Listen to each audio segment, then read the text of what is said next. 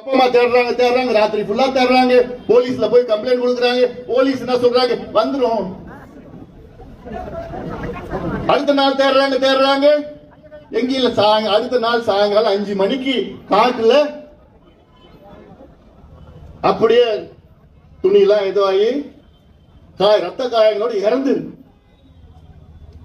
என்னன்னு பரிசோதனை பண்ணி பார்த்தா பாலியல் வன்கொடுமை செஞ்சு கெடுத்துட்டு கொலை பண்ணிட்டாங்க. எப்ப நடந்தது? 5 நாளுக்கு முன்னாடி நடக்குது. தமிழ்நாட்டில் நடக்குது 5 நாளுக்கு முன்னாடி. அதுக்கு ஒரு 2 நாளுக்கு முன்பு கிருஷ்ணகிரி மாவட்டத்தில் எவ்வளவு வயசு தெரியுமா குழந்தை?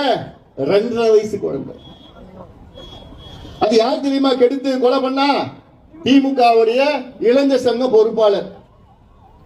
2.5 வயசு குழந்தைய கொலை பண்ற அளவுக்கு, அதை கெடுத்து கொலை பண்ற அளவுக்கு ஒரு மனநிலையை தமிழ்நாட்டு இளைஞர்களுக்கு உருவாக்கிய ஸ்டாலின் அவர்களே, உங்களை தமிழ்நாடு மக்கள் மன்னிக்காது. மக்கள் மன்னிக்க மாட்டாங்க. தாய்மார்கள், பெண்கள், பெற்றோர்கள் நிச்சயமா மன்னிக்க மாட்டாங்க.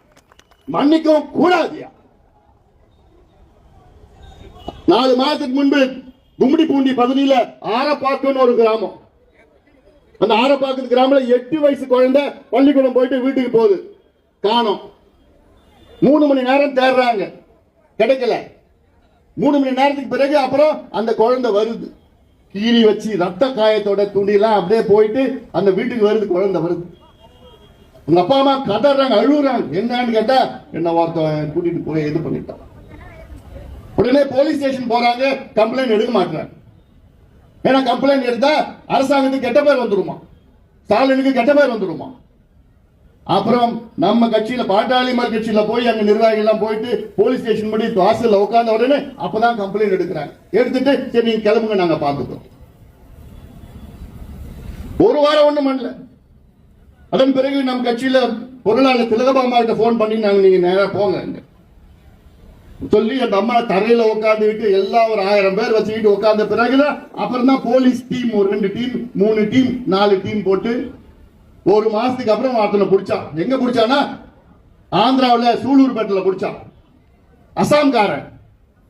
அவனை பிடிச்சி விசாரணை பண்ண அவன் சொல்றான், திங்கள் செவ்வாய் புதன் வியாழன் 4 நாள் நான் அங்க சூலூர்பேட்டில் ஆந்திராவில் வேலை செய்வேன். வெள்ளி சனி ஞாயிறு 3 நாள் தமிழ்நாட்டுக்கு வந்துடுவேன். தமிழ்நாடு அங்க பார்டர்ல இருக்கு. தமிழ்நாடுனா ஒரு 30 கிலோமீட்டர் இந்த பக்கம் வந்து தமிழ்நாடு. தமிழ்நாடுக்கு போயிடுவேன். ஏன்னா தமிழ்நாட்டில் தான் கஞ்சா கிடைக்கும், கள்ளசாராயம் கிடைக்கும், போதை பொருள் கிடைக்கும், போதை மாத்திரை கிடைக்கும், பொண்ணுங்க கிடைப்பாங்க. இது எவோ விளம்பரப்படத்தில் நடிச்சிட்டு இருக்கிறார் முதலமைச்சர். அப்புறம் நான் ஒரு ட்வீட் ஒன்று போட்டேன். சரி முதலமைச்சர் அவர்களே, அவங்க கலெக்டர் ஆகணும், பெரிய டாக்டர் ஆகணும்னு சொல்றீங்க, முதல்ல வாதியார் கொடுங்க. இந்த பள்ளிக்கூடத்தில் இந்த பள்ளிக்கூடத்தில் வாதியார் கிடையாது.